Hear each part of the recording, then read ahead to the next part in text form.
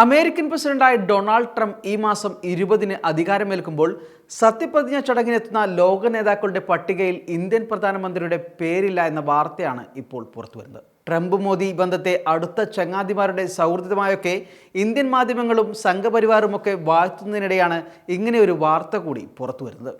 അമേരിക്കയുടെ ശത്രുവെന്ന് വിശേഷിപ്പിക്കപ്പെടുന്ന ചൈനയുടെ പ്രസിഡന്റ് വരെ ഇടം പിടിച്ച ലിസ്റ്റിലാണ് മോദിയുടെ പേര് ഇല്ലാതെ പോയത്. BJPക്കും മോദി അനുകൂലികൾക്കും ഇതൊരു ഞെട്ടലും ക്ഷീണവുമാണെന്നുള്ളത് ഒരു വശം.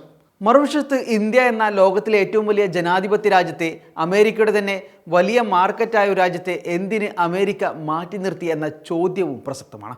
ആ ചോദ്യം ചർച്ച ചെയ്യപ്പെടേണ്ടതും ഇന്ത്യയുടെ വിദേശ നയത്തിലും ബന്ധത്തിലും പ്രതിഫലിക്കുന്നതുമാണ്. ഡൊണാൾഡ് ട്രംപിനെ മോദിയുടെ സ്വന്തം സുഹൃത്തായാണ് ഇന്ത്യൻ മാധ്യമങ്ങൾ വാഴ്ത്താറുള്ളത്. രണ്ട് ലോക നേതാക്കൾ തമ്മിലുള്ള ഔദ്യോഗിക സൗഹൃദത്തെക്കാൾ അപ്പുറമാണ് ഇരുവരുടെയും ബന്ധത്തെ മാധ്യമങ്ങൾ, പ്രത്യേകിച്ച് BJP അനുകൂല മാധ്യമങ്ങൾ വാഴ്ത്തിപ്പാടാറുള്ളത്. ഈ തെരഞ്ഞെടുപ്പിന് ശേഷവും ട്രംപ് രണ്ടാം ഊഴത്തിലേക്ക് തെരഞ്ഞെടുക്കപ്പെട്ടപ്പോഴും അത് അങ്ങനെ തന്നെയാണ് തുടർന്നത്. പരസ്പരം അഭിനന്ദിക്കുന്നതിലും പ്രകീർത്തിക്കുന്നതിലും മോദിയും ട്രംപും പുറകിൽ അല്ല. താങ്കളുടെ ചരിത്രപരമായ തെരഞ്ഞെടുപ്പ് വിജയത്തിൽ സുഹൃത്തെ, ഹൃദയം നിറഞ്ഞ അഭിനന്ദനങ്ങൾ എന്നാണ് മോദി ട്രംപിൻ്റെ വിജയത്തിൽ ആശംസ നേർന്നത്. ഇന്ത്യ US തന്ത്രപരമായ പങ്കാളിത്തം കൂടുതൽ ശക്തിപ്പെടുത്തുന്നതിന് നമ്മുടെ സഹകരണം പുതുക്കാൻ ഞാൻ ആഗ്രഹിക്കുന്നു. നമ്മുടെ ജനങ്ങളുടെ ഉന്നമനത്തിനും ആഗോള സമാധാനം, സ്ഥിരത, സമൃദ്ധി എന്നിവ പ്രോത്സാഹിപ്പിക്കുന്നതിനും ഒരുമിച്ച് പ്രവർത്തിക്കാം എന്നും മോദി അന്നത്തെ ആശംസയിൽ പറഞ്ഞിരുന്നു.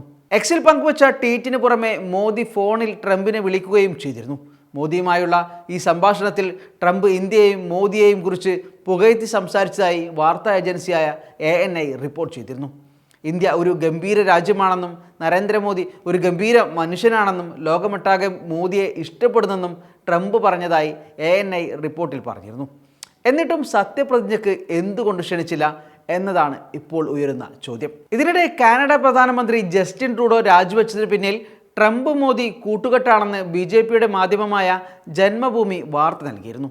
കാനഡയിൽ കൊല്ലപ്പെട്ട ഖലിസ്ഥാൻ നേതാവ് നിജാറിൻ്റെ കൊലയ്ക്ക് പിന്നിൽ ഇന്ത്യൻ നയതന്ത്ര പ്രതിനിധികളാണെന്ന് ആരോപിച്ച ജസ്റ്റിൻ ട്രൂഡോക്കെതിരെ മോദി സർക്കാർ കരുനീക്കി വരികയായിരുന്നെന്നും ട്രംപ് വിജയിച്ചതോടെ ഇരുവരും ചേർന്ന് നടത്തിയ നീക്കത്തിൻ്റെ ഭാഗമായാണ് ട്രൂഡോ രാജിവെച്ചതെന്നുമാണ് ജന്മഭൂമിയുടെയും മറുനാടൻ മലയാളിയുടെയുമൊക്കെ ഭാഷ്യം.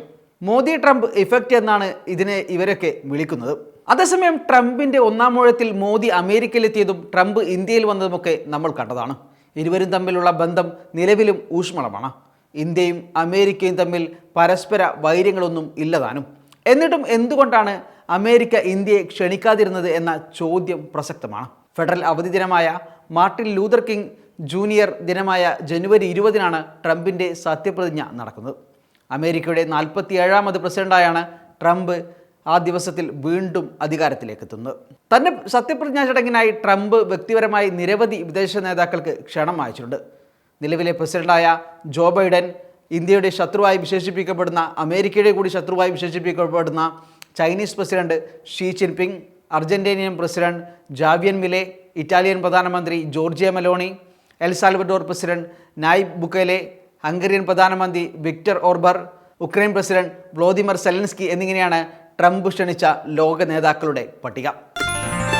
Waytonikah.com, the exclusive Muslim matrimonial site.